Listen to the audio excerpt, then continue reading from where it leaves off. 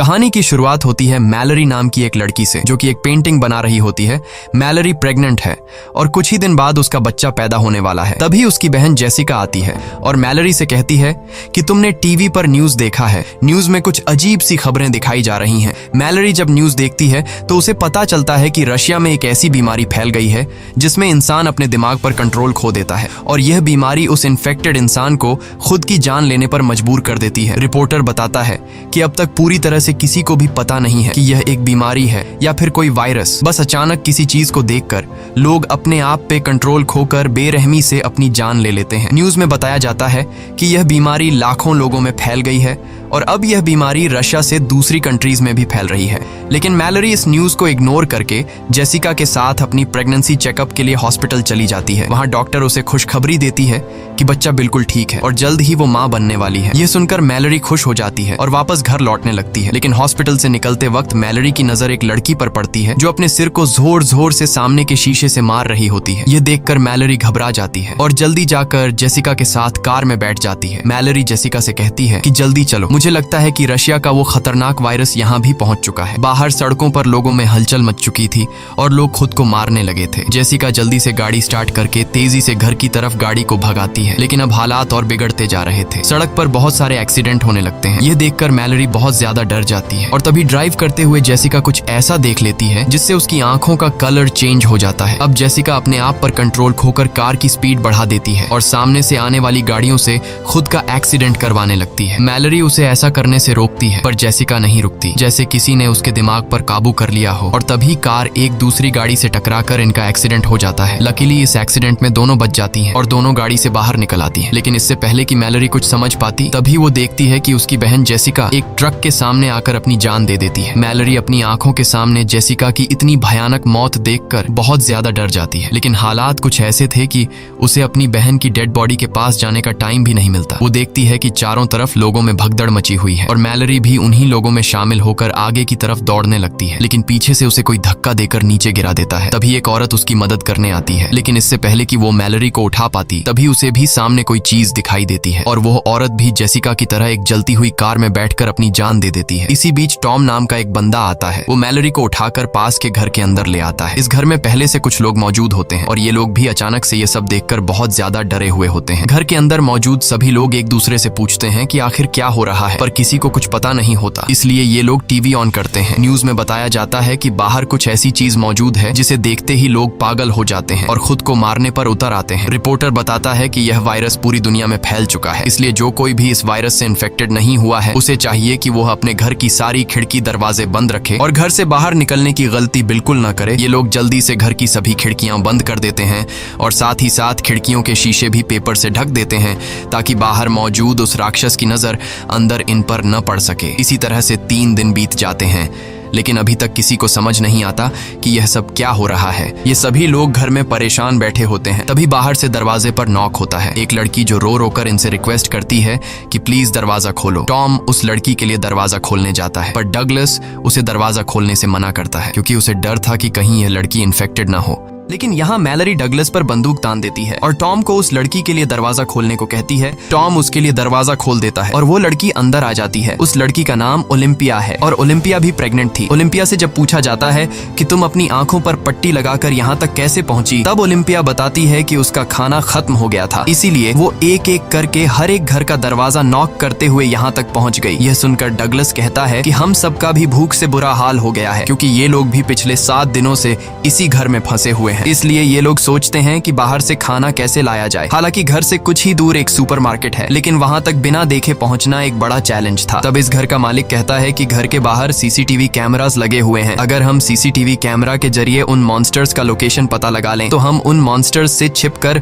Supermarket तक पहुंच सकते हैं। और घर का मालिक कहता है कि मुझे नहीं लगता कि इस मॉन्स्टर को स्क्रीन पर भी देखने से इंसान इन्फेक्टेड हो सकता है, लेकिन बाकी सब इसे ऐसा करने से मना कर देते हैं। तब घर का मालिक कहता है कि अगर हमने यह कदम नहीं उठाया तो हम सब भूख से मर जाएंगे। ये सुनकर बाकी लोगों को भी उसकी बात सही लगती है। सब लोग इसे चेयर के साथ रस्सी से बांध लेते हैं ताकि अगर वो इन्फेक्टेड भी हो जाए तो यह खुद को न मार सके, क्योंकि उस मॉन्स्टर को जो भी देख लेता वह खुद को मारने पर उतर आता। इसके बाद बाकी लोग इसे यहीं पर छोड़कर दूसरे रूम में चले जाते हैं और यह बंदा स्क्रीन की तरफ देखने लगता है। कुछ देर बाद स्क्रीन पर हमें एक हवा का झोंका नजर आता है और हम देखते हैं कि उसके चेहरे के एक्सप्रेशंस बदलने लगते हैं। देखते ही देखते उसकी आंखों का कलर चेंज हो जाता है। कुछ देर बाद उस रूम से तेज चिल्लाने की आवाजें आने लगती हैं। यह सुनकर बाकी लोग भी उसके पास दौड़ कर आते हैं, लेकिन उनके पहुंचने से पहले ही घर का मालिक अपना सिर सामने के टेबल पर पटक कर खुद को मार देता है। यह सब देखकर वो लोग बहुत ज्यादा डर जाते हैं और उन्हें एक बात समझ आ जाती है कि इस मॉन्स्टर को चाहे स्क्रीन पर देख लो या फिर आंखों के सामने, ये आपको मारकर ही रहेगा। उसके बाद ये लोग मॉनिटर स्क्रीन को तोड़ देते हैं ताकि गलती से भी इन लोगों की नजर उस मॉन्स्टर पर न पड़ सके। इस तरह से एक दिन और गुजर जाता है और अब उनका भूख से बुरा हाल हो चुका था, इसलिए ये लोग सुपरमार्केट तक जाने का एक दूसरा प्लान बनाते हैं। टॉम कहता है कि हम जीपीएस का यूज करके कार के जरिए उस मार्केट तक पहुंचेंगे, जिसके बाद ये लोग कार के शीशे पेंट से ढक देते हैं ताकि ये लोग न ही बार का नजारा देख सकें और न ही बाहर से कोई उन्हें अंदर देख सके। जिसके बाद 5 लोग जीपीएस की मदद से गाड़ी लेकर बाहर निकलते हैं और धीरे धीरे बिना आगे की सड़क नजर आए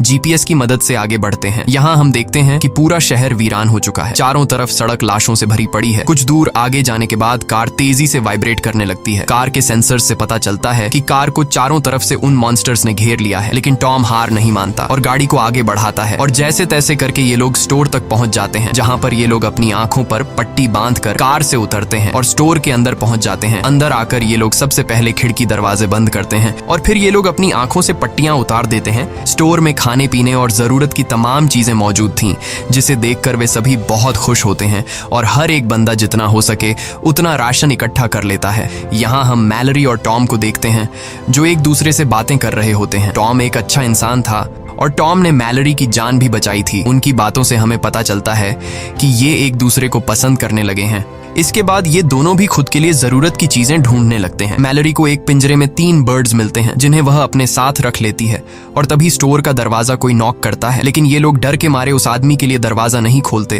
तब वह आदमी रो रो कर रिक्वेस्ट करता है कि प्लीज दरवाजा खोल दो। अब इन लोगों को उस आदमी पर तरस भी आता है और उन्हें डर भी था कि कहीं यह आदमी इन्फेक्टेड ना हो, इसलिए ये लोग पहले से उस आदमी के लिए दरवाजे पर तैयार खड़े हो जाते हैं ताकि उन्हें अगर उस आदमी पर जरा सा भी शक हो कि यह इन्फेक्टेड है तो उसे मार देंगे। ये लोग जैसे ही उसके लिए दरवाजा खोलते हैं, वह आदमी जबरदस्ती घुसने लगता है और कहता है कि ये मॉन्स्टर्स बहुत ही खूबसूरत हैं, तुम सभी को इसे देखना चाहिए। यह सुनकर ये लोग समझ जाते हैं कि यह आदमी भी इन्फेक्टेड है। अब उनके पास उस आदमी को बाहर निकालने का कोई रास्ता नहीं था, इसलिए चार्ली सबको बचाने के लिए उस आदमी को जोर से धक्का देकर बाहर धकेल देता है और खुद भी उसके साथ बाहर चला जाता है। बाहर वह बंदा चार्ली को बुरी तरह से मार देता है और चार्ली ने अपने साथियों की जान बचाने के लिए अपनी जान दे दी। यहाँ मैलरी नोट करती है कि जब वो मॉन्स्टर्स करीब हों तो बर्ड्स शोर करने लगते हैं और अब ये बर्ड्स उनके लिए एक बड़ा सहारा बनेंगे। उसके बाद बाकी बचे 4 लोग राशन लेकर वापस लौट आते हैं और उन सबको चार्ली की मौत का बहुत दुख था। अब रात हो जाती है और हम देखते हैं कि सभी लोग अपने अपने रूम में चले गए हैं और तभी बाहर दरवाजे पर कोई नॉक करता है। ओलिम्पिया को जब पता चलता है कि बाहर दरवाजे पर कोई है तो वो बिना सोचे समझे उस आदमी को घर के अंदर ले आती है, लेकिन तभी मैलरी उसे देख लेती है और उसे गन से शूट करने की धमकी देती है। यहाँ पर घर के बाकी लोग भी कमरों से बाहर निकल आते हैं और एक अनजान आदमी को देखकर ये लोग डर जाते हैं और ओलिम्पिया पर चिल्लाने लगते हैं कि तुमने इस आदमी को अंदर क्यों लाया। ओलिम्पिया कहती है कि मैं अकेले बाहर रह चुकी हूँ, मुझे पता है कि अकेले बाहर रहना कितना मुश्किल है, इसीलिए मुझे इस आदमी पर तरस आकर मैंने उसे अंदर लाया। और यहाँ ये आदमी जिसका नाम गैरी है, वह बताता है कि प्लीज मुझे घर से बाहर मत निकालो। वो कहता है कि मेरे घर में कुछ साइको लोग घुस आए थे जिन्होंने मेरे दोस्तों की आंखें जबरदस्ती खोल दी और उन्हें उस शैतान को दिखा दिया जिसे देखते ही मेरे सारे दोस्तों ने सुसाइड कर लिया, पर मैं किसी तरह बचकर भागते भागते यहाँ तक पहुँच गया। यहाँ हमें पता चलता है कि जो कोई भी उस शैतान को देख लेता है तो वो शैतान उस इंसान को कुछ ऐसा दिखाता है जिससे वो बहुत ज्यादा डर जाता है, यानी यह शैतान उस इंसान को उसकी जिंदगी का सबसे बड़ा दुख या फिर नुकसान दिखाता है। ये दुख इतना गहरा होता है कि वो सह नहीं पाता और अचानक बहुत ही ज्यादा डिप्रेशन में जाकर वो इंसान खुद को मार देता है। यहाँ गैरी कुछ और बातें भी बताता है। वो कहता है कि उन साइको लोगों की आंखों पर पट्टी नहीं थी, बल्कि वो उस शैतान को देखकर खुश हो रहे थे। गैरी की यह बातें सुनकर हमें पता चलता है कि वो शैतान उस इंसान को नहीं मार पाता जो अपनी जिंदगी में पहले से बहुत ज्यादा दुखी होता है, क्योंकि वो पहले से ही अंदर से टूटा हुआ होता है।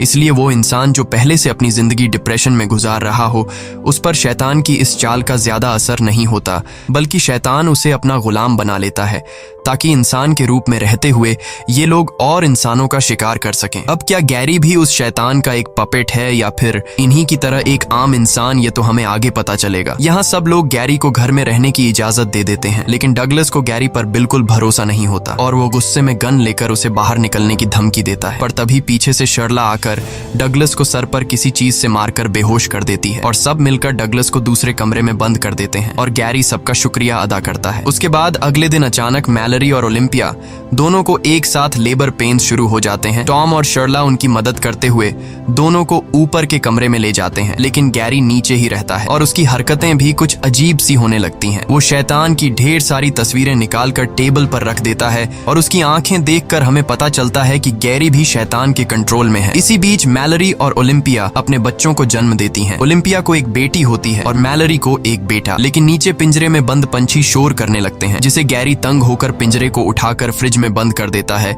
और खिड़कियों पर लगे पेपर्स को उतार देता है। तभी डगलस उसकी हरकतें देखकर समझ जाता है कि वो भी शैतान का एक पपेट है, जो शैतान को देखकर मरते नहीं बल्कि शैतान के कहने पर दूसरों की जान लेते हैं। डगलस चिल्लाकर बोलता है कि मैंने कहा था कि इस बंदे को घर से निकाल दो। डगलस की आवाज सुनकर टॉम नीचे आता है, लेकिन तभी गैरी पीछे से आकर टॉम के सिर पर वार करके उसे बेहोश कर देता है। इसके बाद गैरी डगलस से भी छुटकारा पाने के लिए उसकी तरफ बढ़ता है, लेकिन तभी उसके कानों में बच्चों की आवाजें आती हैं। इसलिए वो डगलस को छोड़कर ऊपर ओलिम्पिया और मैलरी के कमरे में जाता है, जहां वो खिड़कियों पर लगे सभी पेपर्स को हटा देता है और जैसे ही ओलिम्पिया बाहर देखती है वो शैतान के वश में आ जाती है। अब मैलरी को समझ आ जाता है कि ओलिम्पिया अब किसी तरह से खुद को मार कर ही रहेगी, इसलिए वो ओलिम्पिया से उसकी बेटी छीन लेती है और तभी ओलिम्पिया खिड़की से कूदकर अपनी जान दे देती है। उसके बाद गैरी शर्ला को पकड़कर जबरदस्ती उसकी आंखें खोल देता है और वो भी इन्फेक्टेड होकर खुद को खत्म कर लेती है। अब गैरी मैलरी की तरफ बढ़ता है, पर उसने चादर से अपने साथ दोनों बच्चों को छिपा रखा होता है,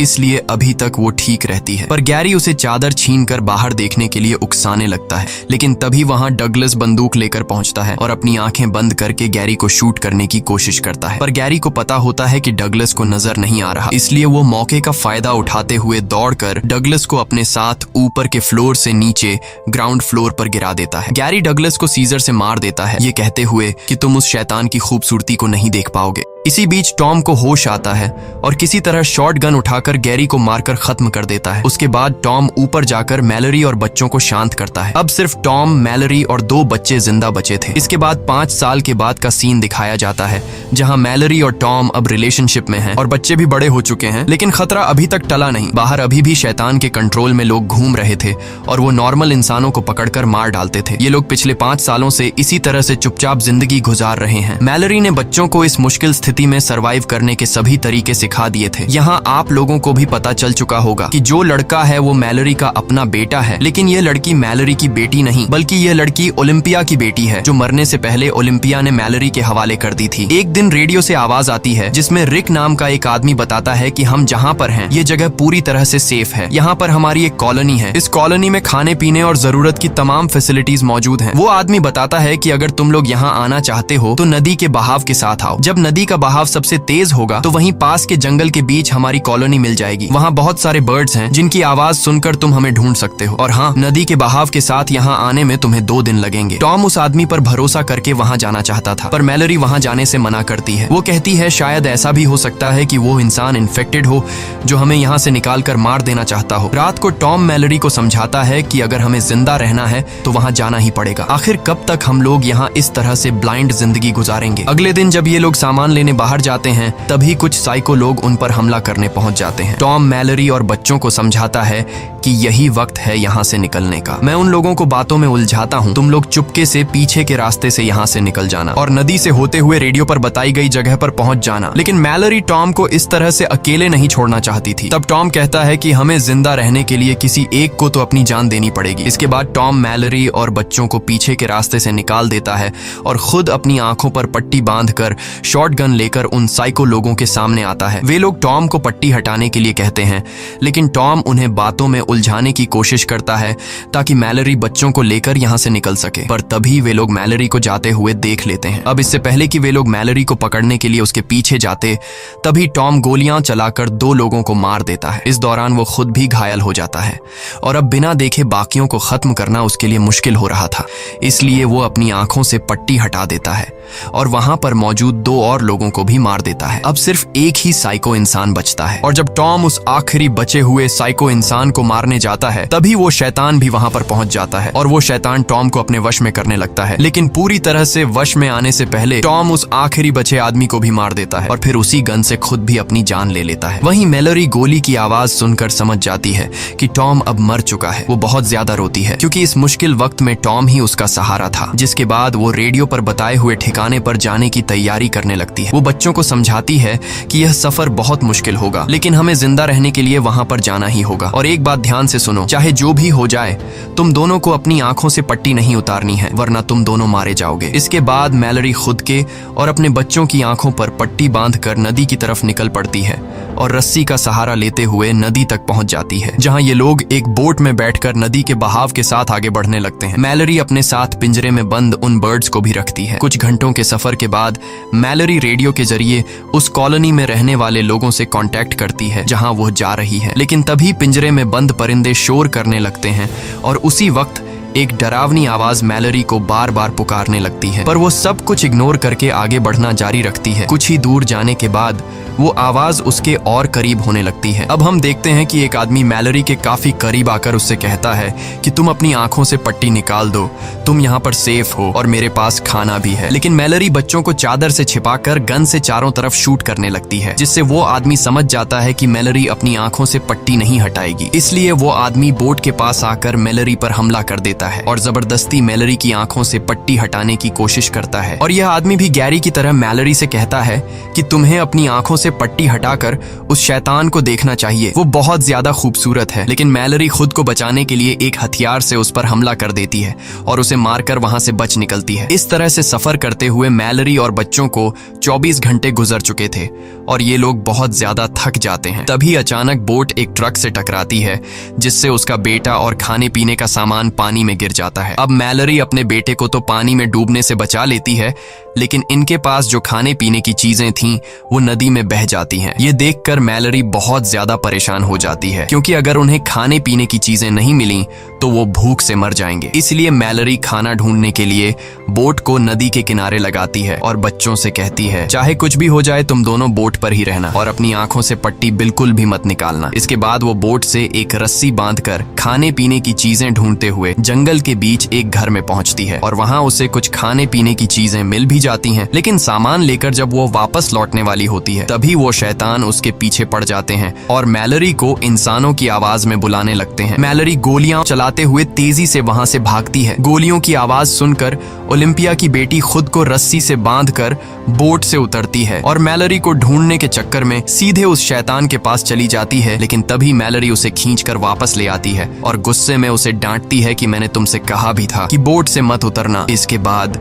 ये तीनों फिर से अपना सफर जारी रखते हैं और अब मैलरी और बच्चे 42 घंटे से लगातार सफर पर हैं। मैलरी बच्चों को समझाती है कि अब नदी में एक ढलान आने वाला है, जिससे पानी का बहाव बहुत तेज हो जाएगा, इसलिए बोट को मजबूती से पकड़ कर रखना। थोड़ी ही दूर आगे जाने के बाद नदी का बहाव तेज होने लगता है। ये लोग मजबूती से बोट को कसकर पकड़ लेते हैं, लेकिन यह रास्ता बहुत ही ज्यादा खतरनाक था। तभी अचानक उनकी बोट पलट जाती है और तीनों पानी में गिर जाते हैं और ये तीनों पानी में बहते रहते हैं। अब मैलरी अपने बेटे को तो पानी में पकड़ लेती है, लेकिन ओलिम्पिया की बेटी को जमीन मिल जाती है और वो मैलरी को पुकारने लगती है। लड़की की आवाज सुनकर मैलरी उसे भी ढूंढ लेती है। इस तरह से उन्होंने अपने सफर का सबसे मुश्किल रास्ता तय कर लिया था और अब उनकी मंजिल काफी करीब थी। ये लोग जंगल में आगे बढ़ते हैं और तभी उन्हें परिंदों की आवाज भी सुनाई देती है, जिस तरह से उन्हें रेडियो में कहा गया था। ये लोग परिंदों की आवाज का पीछा करते हुए उसी डायरेक्शन में जाते हैं, लेकिन तभी वो शैतान भी वहां पहुंच जाता है और उनका पीछा करने लगता है। वो शैतान उन्हें अपनी आंखों से पट्टी हटाने के लिए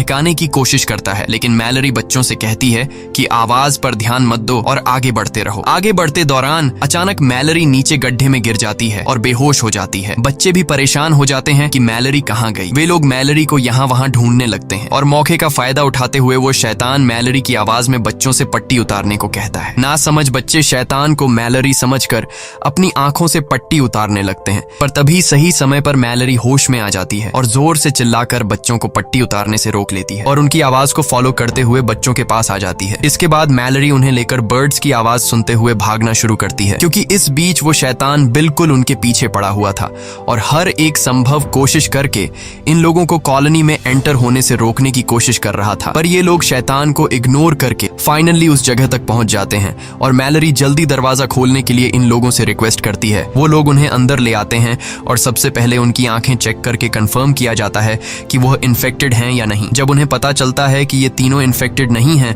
तो वो लोग उन तीनों को कॉलोनी के अंदर ले आते हैं। मैलरी अपनी पट्टी हटाकर देखती है कि ये एक ब्लाइंड स्कूल है जहां ज्यादातर लोग देख नहीं सकते और इसलिए वो शैतान उनका कुछ नहीं बिगाड़ सकता। यहाँ मैलरी की मुलाकात रिक नाम के एक बंदे से होती है। ये असल में वही बंदा है जिसने रेडियो के जरिए मैलरी और टॉम को इस जगह का लोकेशन दिया था। यहाँ बहुत सारे बर्ड्स भी पाले जाते हैं ताकि खतरे की वार्निंग उन्हें मिलती रहे। मैलरी भी पिंजरे में बंद उन परिंदों को आजाद कर देती है। इसी के साथ ये कहानी खत्म हो जाती है। अगर आपको वीडियो अच्छी लगी हो तो हमारे चैनल को सब्सक्राइब और वीडियो को लाइक जरूर कीजिएगा। और अगर आपको इस मूवी का सेकंड पार्ट देखना है तो कमेंट में पार्ट 2 लिखें।